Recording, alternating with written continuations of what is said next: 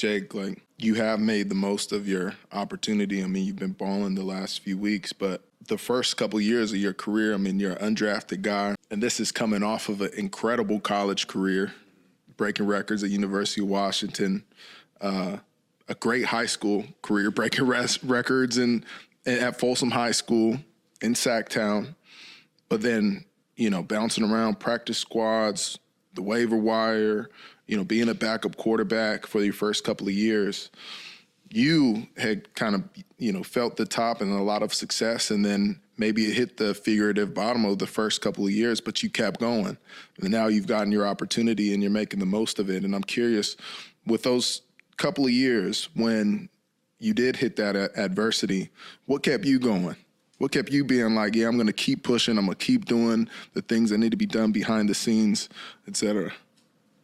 Yeah, I think there's anytime you have some adversity, and especially for the amount of time I spent on practice squads, like there's a lot that goes into it. So there's a lot of different moments that come to mind.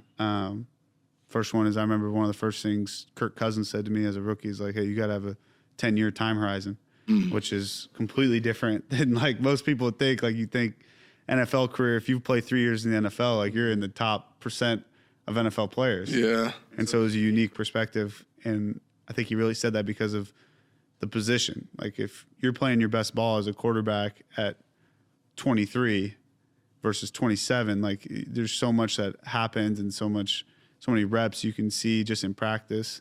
And on that note, like I part of the reason I stuck with it so much and really had a lot of confidence in myself is I did have a lot of success in practices. It just wasn't the super public thing. Yeah. Like I was playing really well, the team side.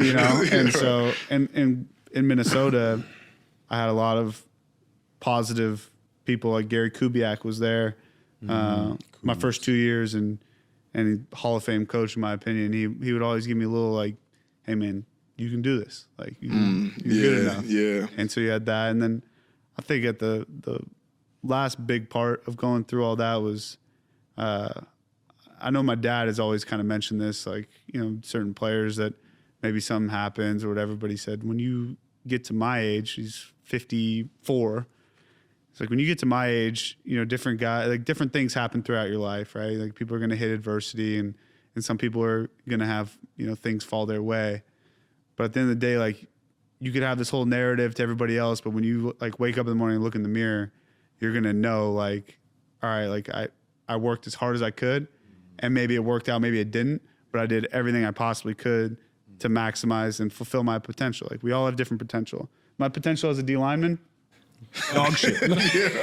Genetically, wasn't in the cards. Yeah. But if for some reason I grew up playing D line and I worked as hard as I could playing D line, and I probably would have flamed out probably like high school, I would have been a shifty high school interior D lineman, and that would have been it. A lot of games. I would have woke up with kids and a career at 55 or whatever age and be like, yeah, I put it on the line. Like at least I worked my ass off, Yeah.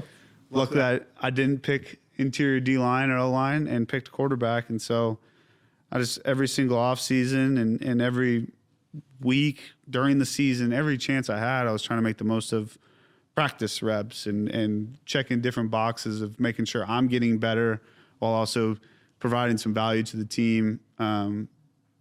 Whether that's helping defense, scout team looks, whatever it is, just trying to get the most out of it. And I think the main goal of that was just peace of mind. Like I didn't want to have regrets of, guys can say, oh, I got screwed. And like my second year, we had COVID. There's no preseason. Like that is objectively a hard thing to process through when you go through your whole rookie year of like, I'm just grinding my ass off for that second year preseason, and then all of a sudden it's like, yeah, no, it doesn't exist.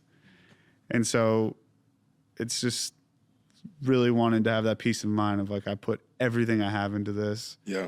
And if it does work out, doesn't work out, I got that peace of mind and that ability to look myself in the mirror and be like, I put it on the line.